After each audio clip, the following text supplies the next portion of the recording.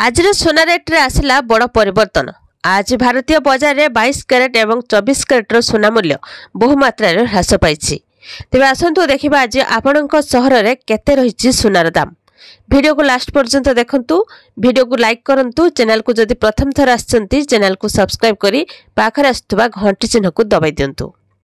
तेज देशर प्रमुख सहर मानकरे भी सोना दर ह्रास पाई, जहाँकि राजधानी दिल्ली रे भी सोना दर ह्रास पाई, जहाँकि 10 ग्राम सोनार दर यथाक्रमे 67,400 टंका एवं 73,000 टंका रही। दक्षिण भारत प्रमुख सहर चेन्नई रे 22 कैरेट एवं 24 कैरेटर सोनार मूल्य वृद्धि पाई, जहाँकि 22 कैरेटर सोनार मूल्य 10 ग्राम प्रति 67,800 टंका एवं 24 कैरेटर सोनार मूल्य 74,000 टंका रेकर्ड करा जायछि। तो पूर्व भारत प्रमुख सहर कोलकाता रे 22 कैरेटर एवं 24 कैरेटर सोनार मूल्य 66,000 टंका एवं 72,000 टंका रही। बेंगलुरु में 22 कैरेट एवं 24 कैरेटर सोनार मूल्य यथाक्रमे 65,280 टंका एवं 73,360 टंका अच्छी। तो मुंबई में 22 कैरेट एवं 24 कैरेटर मूल्य 67,800 टंका एवं 73,500 टंका रेकर्ड करा जायछि।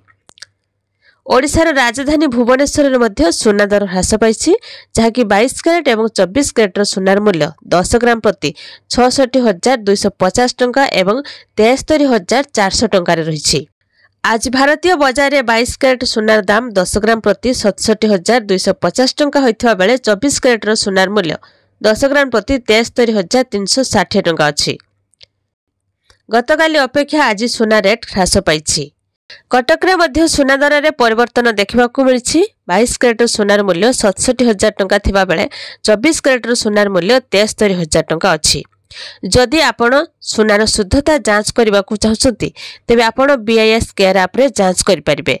सोनार लाइसेंस नंबर हॉलमार्क किंबा पंजीकरण संख्या भूल थिले आपण सीधा सड़क सरकार निकट में अभियोग करि परिबे। अभियोग करबा परे एही प्रसंग रे कोन पदक्षेप ने जायछि से संबंध रे मते सूचना पाई परिबे। अक्षय तृतीया रे आसीथिबा एही परिवर्तन परे जदि सोना और रूपा मूल्य एहीपरि बढ़िबाकू लागे तेबे एथर रेकर्ड पुणी भांगी जिवो। व्यवसायिक अनुसायी आसंता विवाह ऋतु रे सोना और रूपा महंगा हेबार समस्त संभावना रही। एथर सोना मूल्य रे 12,050 टंका महंगा होईछि। ए सहित सोना हार 72,000 टंका अतिक्रम करिछि। आगामी दिन में सोना दर आहुरी वृद्धि पाइब बोली बुलियन व्यवसायी माने पूर्वानुमान करछन्ति। सोनार चाहिदा ह्रास और अंतर्जातीय बजार प्रभाव कारण एपरि होउथिबा कहा जाउछि।